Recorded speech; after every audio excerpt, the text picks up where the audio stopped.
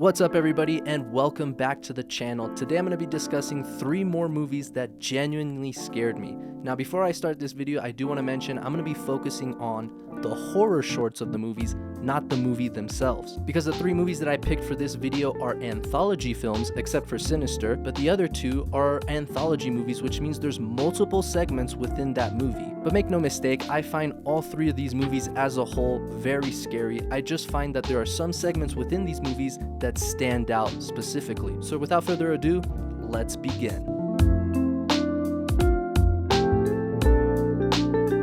The first horror short I want to talk about is called Safe Haven, which is a segment within the VHS 2 movie. And I'm a huge fan of all the VHS movies. I love their style, and I think VHS 2 is one of the better films in the entire franchise. But within that movie, there is definitely one segment that stands out amongst the rest of them, and it's Safe Haven. And that segment is about a cult in Indonesia and a documentary crew that's going there to investigate. And right off the bat, you get to meet the cult leader at a restaurant, and you can tell immediately there's something wrong with him. If I ever saw some petting a glass of milk like that, bro, you're out, bro. You are weird. I don't trust you. But right after that, we go to the actual cult campgrounds, and even though it seems normal at first, you can tell there's something off by the way they talk, the remarks that they make. But things don't really begin to kick off until you get this interview with the cult leader and you hear these bells chiming in the background. As soon as that happens, the cult leader starts this announcement over the intercom. And the fact that this short is in a different language, I feel like it adds to the mystery of it all and makes it that much more terrifying. But basically what he's saying is that it's the time of reckoning, and then all the cultists begin a mass suicide via poison and gunshots. And let me tell you, maybe these scenes aren't scary to you, but they are some of the most disturbing images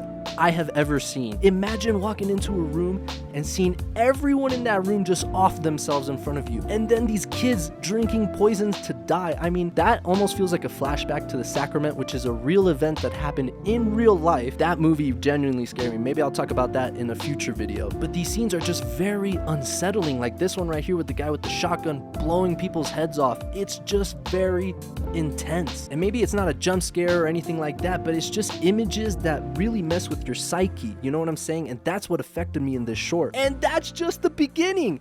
It gets better. They abduct the woman from the documentary crew and bring her downstairs. And something that I want to point out that the director Timo Tjahjanto did so well in this segment is creating this dirty and filthy atmosphere. I mean, look at this place. It just looks unsanitary. The lighting is spectacular. Like in this scene right here, I find it so captivating that it almost puts me in a trance. Looking at the lights flashing and having this like plastic covering that you have no idea what's on the other side, and how the whole place just looks demonic. And then this monster comes out of the belly of the woman, and you're like, oh my god, they just summoned a demon. They actually summoned a demon. Like most culture, like, oh, they're just crazy people in the woods doing crazy things. No, this one, they actually summoned a motherfucking demon. And the sheer panic that you feel when this guy is trying to escape at the very end. Listen, there are 2 sounds in this life that genuinely scare me to my core, and that is a chainsaw and those loud alarms, like when a bomb is coming, those city alarms. They genuinely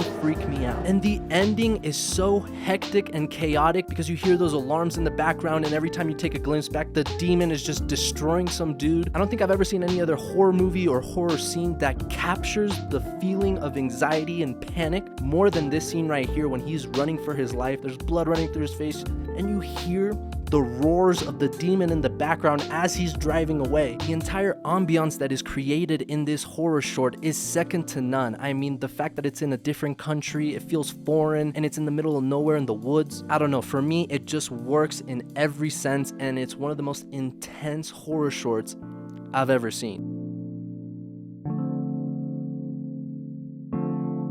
The next horror short I want to talk about is called The Ninth Circle in the movie All Hallows Eve. Now, this is famously where Art the Clown made his debut. And by now, I feel like all of you guys know how terrifying Art the Clown is. I mean, he's certainly the scariest clown I've come across in my life, but the point I'm trying to make is, even though Art the Clown is in this horror short, he's not the scariest part of this short. How do you like them apples? Now, he's still creepy, don't get me wrong. That scene in the train station when he injects that girl with some needle, that is very scary. That is one of my biggest fears, because it's as soon as the injection goes in, you know you're done. Because even though it doesn't act right away, you know the drug's already in you, so you're gonna go to sleep, and God knows where you're gonna wake up. And that's exactly what happens. And this is when things really get frightening, because she wakes up chained up, and there's two other girls who are also chained up, and you're just hearing these weird noises in the abyss, and you have no idea what it is. That is truly petrifying, because we all know the fear of the unknown is the greatest fear, because not knowing what's in that dark abyss is truly unsettling. And then all of a sudden, one of the girls gets dragged into the dark abyss, and you just hear her screaming for her life. That moment right there is one of the most terrifying scenes I've seen in my life. It's just like I talked about the sheer panic in Safe Haven, the panic that you feel in that moment, and seeing the other girls reacting, because you're chained up too. Whatever dark fate she faced down that corridor, they're probably gonna have to face the same fate. And then one of the girls is like, we gotta go down there and try to fight what's ever down there, because we can't just sit here and wait. And you can just see the true fear inside of the other girl that just cannot come to terms with going down that hallway. And yes, you do see monsters and demons and the devil later on in that short, but in my opinion, those are the least effective parts of that horror short. Because like I said before, the thought of not knowing what is down there and seeing that girl get dragged into the dark and hearing her scream for her life, you just can't beat that. The imagination your mind is gonna have in that moment, thinking about the worst of worst things that could possibly be down there, is what's scary to me. And don't get me wrong, the entire movie as a whole, I think is really good. Art the Clown towards the end of the movie, when he comes out of the TV, is super scary. But if there was one segment that stood out, it 100% was the ninth circle.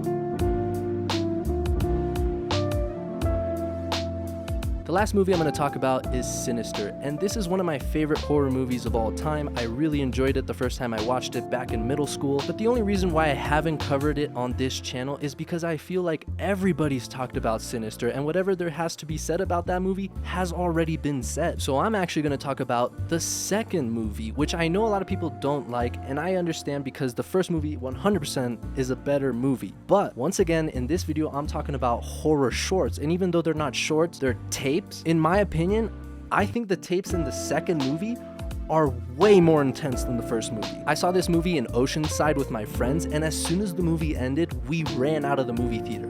That's not a joke. We sprinted out of the theater. That's real. My friend Gustavo at the time, shout out Gustavo, as soon as the end credits rolled, he looked at us and he said, let's get the out of here, and we ran. And even though the movie itself is not great, there are two tapes in that movie that are ingrained in my head, and I don't think I could ever get that out of my head. And that's how you know something impacts you, because I had to look up and remind myself some of the tapes of the first movie and the tapes of the second movie, and that's how you can tell they didn't really impact you, because you don't remember them. There are two tapes that I did not have to look up because I remember them to a T, and that is this tape right here, where you see a family with a bunch of bags over their head, which already a very creepy image to begin with, and then you see the camera rotating and you start to realize they're hanging upside down, and then you see an alligator moving in the water. Holy cow. I don't know if it's because I was born in Miami, I went to school at University of Florida where the gators are. I've seen a lot of gators, and to me, they're one of the scariest predators out there. And just seeing them jump out of the water and eating the victims head first, it makes me want to stop looking at the screen. Like, I literally can't.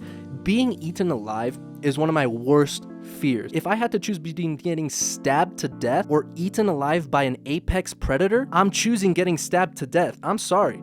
Dude, I just cannot imagine being in the mouth of a beast, getting swallowed and chewed. I just can't handle it, dude. I just cannot. So that tape just really messes with my mind. And then the second one is even worse, is this tape right here, where there's a family tied up in their kitchen and there's water on the floor, and you see the killer holding this electrical wire and then throws it onto the water. Look, maybe you can show me scenes that are more gory and cruel than that one right there, but that's not what scares me. What scares me about this moment is the way their bodies twitch to the electricity is truly horrifying. Looking at them getting electrified is just not humane. You cannot watch that and not have a terrible sensation in your body while you're watching it. It's just impossible, or you're a psychopath. Those are the only two options. And then you see their arms burning up and everything. Oh my god, those are the scenes that literally traumatize me. Like I said, I can't get those images out of my head. I've only seen that movie once, and I was high, and it's so long ago, and I still remember it to this day. I mean, it looks so real that it almost feels like you're watching a snuff film. That's why you have this weird sensation when you're looking at it, because you feel like, I shouldn't be watching this, like this isn't right. So yeah, Sinister definitely the better film, but Sinister 2 in my opinion has some of the better horror tapes in that movie. So that's it for today's video. I hope you guys enjoyed it. As always, leave this video a thumbs up